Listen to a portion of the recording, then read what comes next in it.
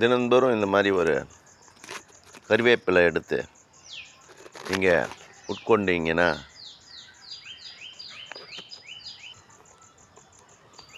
ஒரு கருவேப்பிலை குத்தி எடுத்துட்டு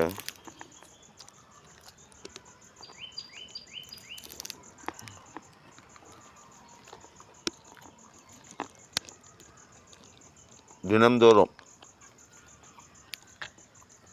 ஒரு 48 நாள் நீங்கள் சாப்பிட்டீங்கன்னா ஒரு மண்டலம்